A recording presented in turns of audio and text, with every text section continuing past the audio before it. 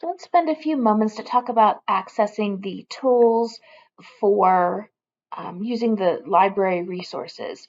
So this is my dashboard. I understand that yours probably looks a little different since I have an instructor's view, but what I want to point out is over on the left hand side, you see a series of different tools that you can use. At least in my view, I have a series of different tools that I can use.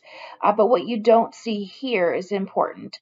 So when you are on your dashboard, you do not have the same options as when you go into one of your classes. So what I'm going to do is I'm going to choose one of my classes to go into. I will choose English composition. I'm also teaching research and writing, and the tools work the same way, regardless of which of those classes you currently have me for. So when I go into the class, the tools change a little bit. And what I'm going to do is I'm going to jump over to student view so that mine looks more familiar or more like yours. So now I'm in the course, and again, yours may look just a little bit different because of how mine is set up as an instructor.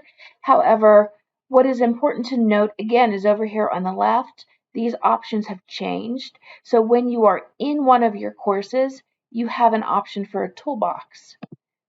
So once you click the toolbox, now you have all sorts of things that you can do in order to, when you're having difficulties or when you need to access some resources. So what we're going to do is to click to access library resources. When you are here, this gives you all of these different options that you have for the WVJC library. So you have access to the Learn library, to Ebscohost, and then the Resource Center. There's also a video here created by our librarian that would show you all you need to know about accessing those tools. So what I'm going to do is I'm just going to quickly go into a couple different things. First, we're going to click here, and this gives you access to our resource center, and you can go to the online library resources. And here, in addition to Learn and Ebscohost, you also have access to SIRS.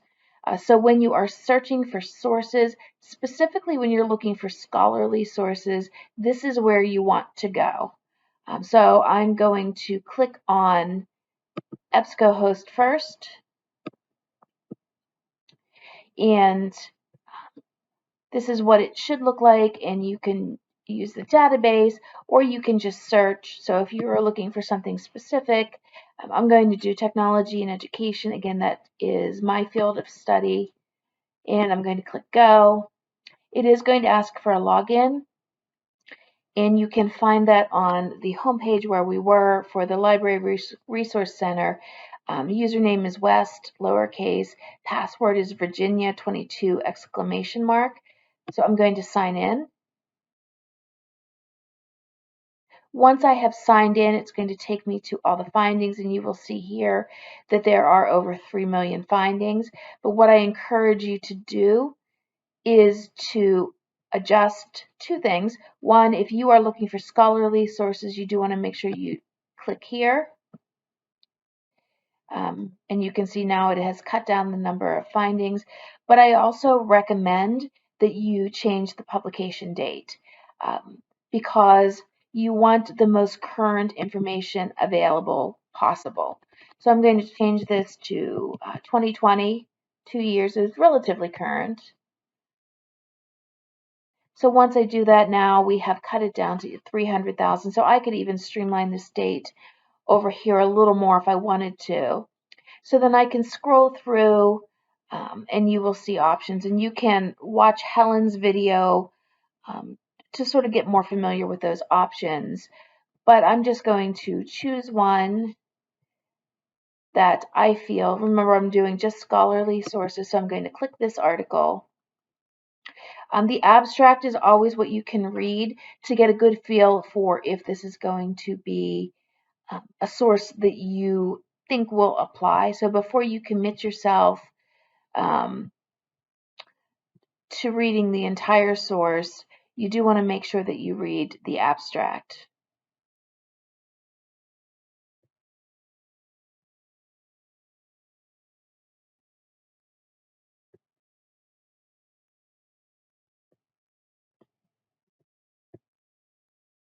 And if the abstract looks like what I want, I can click for the full PDF.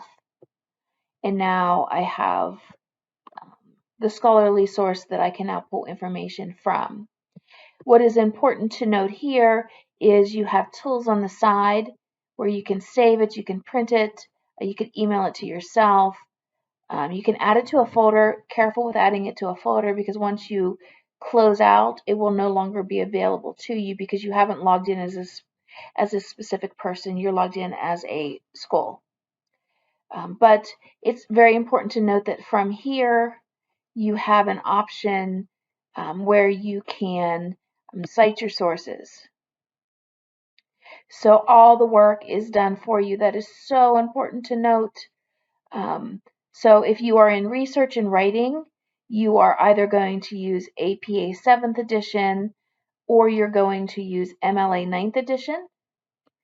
If you are in English composition, you are just going to copy this, and then you can go into a Word document and you can paste it. And now you have your full citation from your scholarly source.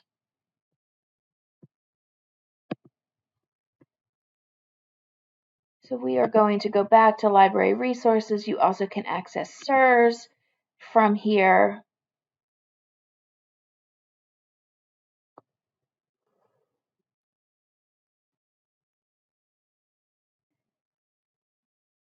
And from SIRS, you can either search for something or you can use some of the key topics that are here. So again, I'm going to do technology in education. And here you will see just how many sources popped up. I can choose scholarly journals, and I also can decide, do I want last 12 months, last 30 days, whatever you want. There is nothing within the last 12 months. So I will have to stick to something that's just a little bit older. And again, I can click on any of the options here. I can read the summary, and then I can, if it fits my needs, I can continue to use the source. And with most parts of SIRS, it's a very long article, but at the very end, you can go to Cite, and here you can choose which you're using, whether it's MLA or APA for research and writing, or APA for composition. So I'm going to copy this and again go back to my Word document,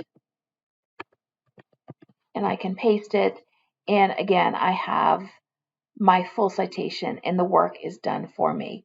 So these are very important things to use because throughout both of these classes you will need scholarly sources, and I do look for that, and B, the citation work is already done, so you don't have to worry about using any of the other online sources to cite them because this has been done for you. So I hope this helps you, and I hope this makes your researching a little easier.